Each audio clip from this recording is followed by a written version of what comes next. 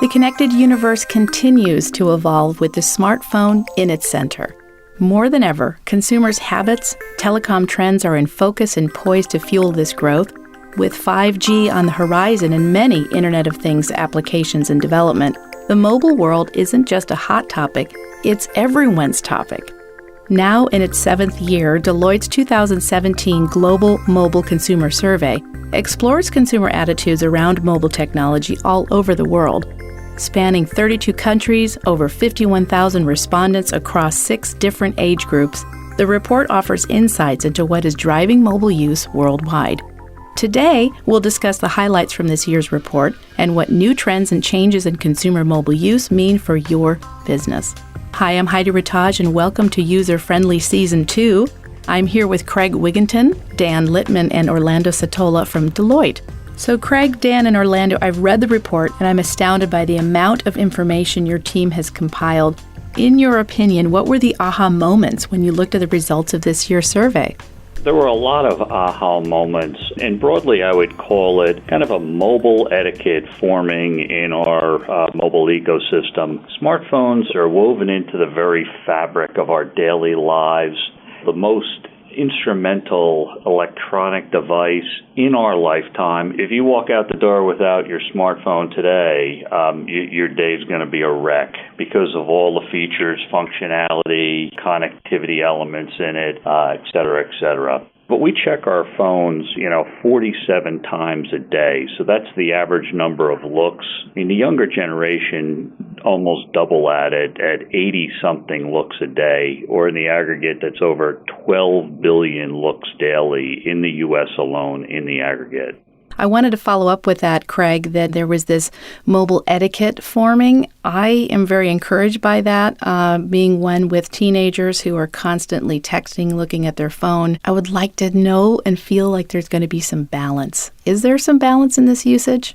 The balance is definitely there. My kids hate when I use that word balance, but, truly the devices we have today are just phenomenal with, full of features, functionality, everything we need, replaces, truly one device to replace them all. But, people are realizing maybe not use the phone as much when you're out at a restaurant. So nearly half of the respondents said they are making an effort to limit or curb their smartphone usage. Not eliminate it, because again, this is a good type of addiction to have, but finding that balance in usage. And many of us as parents recognize that perhaps we believe that our younger folks are oblivious to their usage patterns and that they don't necessarily even want to make a change. And the interesting thing in part of our study is that 72% of the folks between 18 and 24 actually recognize that they believe they use their phones too much and are looking to make a change. And even at the slightly older group, 25 to 34-year-olds, that's 75%. So I think there's a social recognition that it's not the healthiest to be over-involved with the usage of phones and screens. I was reading an article recently about adult tech-free camps, and I thought, I'm gonna go to do that. Just meditate and turn this thing off. Craig, in terms of device ownership, one is not enough? I mean, how are we continuing to buy more mobile devices? I tend to go camping a couple times a year, and my role with the kids is no electronic devices. So if you ever want to get away from them, we'll do camping together. Device ownership, we are buying more mobile devices. The smartphone penetration continues to grow. We are seeing some growth, and other devices are growing as well. Fitness bands, wearables, and even tablets are still seeing an uptick with usage. We're also seeing a more focus on a renewal, frequency increasing. 2/3 of the consumers responded that they plan to change their phones within less than 2 years. So again, this is exciting to have such a robust refresh rate. And again, it just shows the absolute value of the smartphones today, even as price points continue to rise. Dan, what's interesting about this trend is where we're using our mobile devices and the usage habits. The most widely used applications are still text messaging, not a huge surprise there, followed by voice. But perhaps more insightful is the ongoing trend of replacing the voice calls with text or social media. Of course, we see this most prominently in younger generations. Those generations absolutely see data, whether it's social media or texting, as their primary mode of communications, not voice. And anyone with kids old enough to have a phone certainly knows that they rarely make a voice call. I'm lucky if they pick up my own calls. The interesting part about voice here is that we start to see the merging of the data and the voice in video calls, which have gained an enormous amount of popularity in this survey.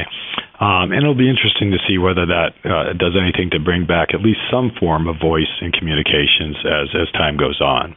In terms of changing habits as well, I think one of the more interesting things to note is the growth of long-form video. While short-form video has always been, very popular, it's kind of leveled off this year. And long-form video, whether it's TV series, movies, is gaining in popularity, again, especially for the younger generations. About half of the 18 to 35-year-olds stream films, TV series at least once a week. And with those longer looks, it's a different form of engagement, and it's a different extent of focus and concentration on the device, which I think opens you up for new business models, whether that be through advertising or other forms of monetization. With all of the new applications that we can consume on our mobile data, as you mentioned, long-form video and video calling, how are consumers and carriers handling the change? Well, I think you're seeing most prominently a shift toward unlimited data. About 25% of the respondents indicated that they have an unlimited data plan. We expect that to grow. Mobile allowance, the data allowance. So usage is obviously increasing, and there's ongoing demand for that. Wi-Fi remains the most commonly used form of connectivity because of the unlimited nature. And in fact, this year's survey was the first in a few years in which customers indicated that they noticed a speed advantage for Wi-Fi over the mobile network. Most of the data-intensive applications are not used while connected to the mobile network. What we talked about before in terms of long-term video, streaming movies, TV, those are typically done on Wi-Fi. And it'll be interesting to see what 5G does. I would just add, a number of apps, the number has been fairly flat year over year. The average consumer has 23 apps downloaded now. It was 22 in the prior year. So again, not significant of a growth, but I attribute that to the maturing knowledge. When apps first started coming out, people experimented. They downloaded 10 alarm apps and 10 flashlight apps to see what the best one was. Now you kind of know it, so you just bring it forward in your ecosystems. It sounds like the consumer's paying attention to their interest, to their need, and how it's applicable in the smartphones. And I just wanted to follow up on the Wi-Fi. It's sort of encouraging because of this accessibility, this idea that Wi-Fi will continue to sort of spread its wings. And it just shows that people's desire to move to Wi-Fi is an area that can be explored. It shows the power of heterogeneous networks. In other words, a mix of different networks using unlicensed and licensed frequencies to access the services on the Internet.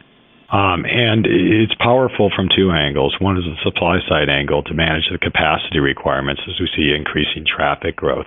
It's also very powerful from the demand side as customers look to provide greater access and ubiquity at the right price. Considering smartphones, what did the survey reveal about how we use them during our daily routines, Orlando? Smartphones have become ubiquitous. We're constantly accessing them to help us navigate the world, both figuratively and literally, using them while at work, watching TV, talking with our friends, eating in a restaurant. All the usage is fairly high. The interesting thing around the developing etiquette that we talk about, which is the balancing the equation, the social etiquette, we're seeing a couple of things that indicate that that's asserting itself, socioeconomic factors or just social factors. So while driving had been climbing steadily, and obviously with the pressure from society at large recognizing the dangers of accessing your phone while driving, that's actually dipped now. It went from 62% to 59%. I think there's general recognition that there's a time and a place for everything, and it's more about being in the present with your friends and family and colleagues. There was also some talk about mobile payments. In the U.S., we saw a significant increase to almost 30%. It's a 50% increase in the number of people who are using mobile payments on a once-a-week basis and similar rise in once-a-month basis. So this is the contactless payment streams of rising importance for people to utilize as a secure method of payment. I'm a big proponent of M-Payments. I'm actually a little disappointed when I go somewhere and they don't accept M-Payments. This 50% increase even last year was a phenomenal growth for all consumers out there, and I tend to expect that to continue to skyrocket going forward.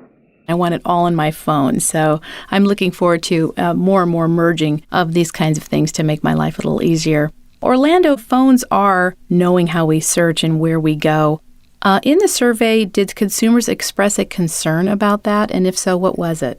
There's still considerable concern out there from consumers around personal data. A question that we had that, are you concerned about the information that you share and what do you do with it? And so there's the data would indicate 83% of people believe that companies are using their personal data and sharing it with third-party providers. That's about 78%. And it consistently ranks as number one as area of concern for us. But there's clearly a balance. When you load an app or when you access a particular service, do you read the terms and conditions? It's less than 10%. So 90% or plus of the people sort of breeze by the terms and conditions to really protect you in terms of information that you provide. But the balance of that is that you really want the service because you really think it improves your life. It provides utility. It provides a benefit. And so while people are sort of concerned about sharing their information, they're willing to make the bargain, at least in the current case, that they're willing to make the sacrifice of providing some data with respect to getting the benefit of the service. I think the bargain will sort of continually be looked at, and I think as people get more and more concerned about that, if they feel like that information is being taken advantage of to a greater extent than they're comfortable with, then I think you'll see some societal pressures to sort of curtail that activity. I think most people recognize that they're giving away their email addresses, their name, their phone number, but I think in their subconscious they probably recognize the broader array of information they're giving away, and that might be photos and their addresses and contact lists, and certainly browsing history and purchasing history are some of the things that are being monetized and really for the benefit of the user ultimately, so that they can bring the right products to those individuals in an efficient way. So moving beyond mobile devices, what about the connected world of smart homes, cars, and wearables? Where are we in this space? IoT is really poised for kind of overall takeoff in society. We've been talking about it for a while, but I think the industrial IoT, the consumer IoT, et cetera, will start to get a lot of momentum. Consumer IoT, which we're really focused on in this podcast, is already robust and getting stronger. There's a lot of focus out there around the wearables, the car, and the home. And consumers coming out of our Global Mobile Consumer Survey are finding it increasingly more valuable to have these connected functions. And they're willing to pay for them as well, which we just love that. The propensity to spend is great. It's great for the entire ecosystem when you do have that monetary flow going on. So they don't necessarily think of it as IoT anymore, as they do just another device or an essential part of their life. So when people put on a smartwatch, they don't think of it as a wearable. They think of it as another device that makes their life easier or better. And it really integrates into the daily functions that people would need to perform anyway. When people use voice commands or home automation or home assistance in their house, it doesn't occur to them necessarily that this is an IoT or something really different. It's just an incremental step and an increasingly necessary function for the house to have. And that's really where you see the adoption take off from kind of the early adopter standpoint into the mainstream. I think the emergence of products that are sitting in your house but have a fairly complex intelligence behind it. So the Echo products, the Siri in your phone, the other products that really our artificial intelligence products are making it more user-friendly, so people feel a little bit more comfortable talking to a device and effectively as an extension of our IoT that we're talking about, but perhaps in previous generations didn't feel as sort of user-friendly as some of these are.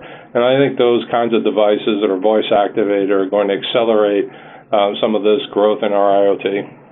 We are more connected than ever. How does this impact other businesses such as advertisers and retailers? Are they having to change what they do to keep up with the increased connectivity? A lot of what we're seeing out there does have an impact in the enterprise space, the business space, and data continues to play a key role in this, obviously coupled with the smartphone. Information is driving a lot of the disruption out there as well. 92% of consumers use them while shopping. So that's huge, and it can have a huge impact on retailers and others in the ecosystem. I heard on the news just today that, mobile shopping is at least being assumed to materially impact retail compensation levels. Because, again, the amount of competition out there in the retail environment caused by being able to check prices through a smartphone is causing retailers to be more challenged with profitability. So it is having an impact. Good things are happening, and consumers are also hopefully getting the benefit out of this as well. Connectivity and data really give any business the opportunity to increase the frequency and the materiality of their interactions with customers. And that's really what they're going to have to take advantage of. How can you grow the customer relationship, increase the loyalty, interact with that customer in a way that he or she wants to be interacted with, using the new connectivity that you have at hand and the data that comes along with it. Craig, Orlando, Dan, we're coming to the end of our show. Final comments. What's next for mobile use? I'd summarize it in two things. Number one, 5G, new wireless technology, lower latency, faster speeds. It'll really be interesting to see how that drives a variety of things.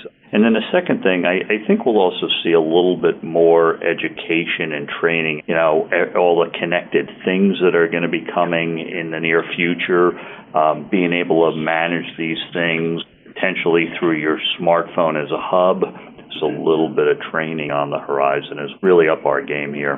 Device etiquette will continue to develop, so the balance between how much screen time we utilize on any given day and being in the moment and being with people. I think that security and privacy will still continue to be a challenging area for both the consumers who are willing to enter into the bargain of providing information for the benefit of using some of the services that are out there. But the bargain is that companies need to treat that information appropriately. I think if that balance continues and more services and benefits come to the users of telephony, it'll continue to be a strong part of our daily lives. Device etiquette can also inspire a new round of innovation. So these are innovations both on the device side, on the application side, even on the network side that really help customers maintain device etiquette without sacrificing usage or engagement on which many of the monetization models are based on today. Deloitte's 2017 survey indicates that the mobile universe is shifting. The habits governing the use of smartphones and other devices are maturing as they become commonplace in nearly every consumer's life. For all we know, we may just be on the eve of the next generation of mobile. I want to thank my guests today, Craig Wigginton, Dan Littman, and Orlando Satola, for joining us on User Friendly. Thank you, Heidi. Thanks very much. That's it for episode 1 of season 2 for User Friendly, your go-to podcast for trends in tech, media, and telecom and how these trends affect your business. This season will also explore artificial intelligence, the future of home entertainment, and new trends in connectivity. Tune back in 2 weeks for episode 2. See you soon.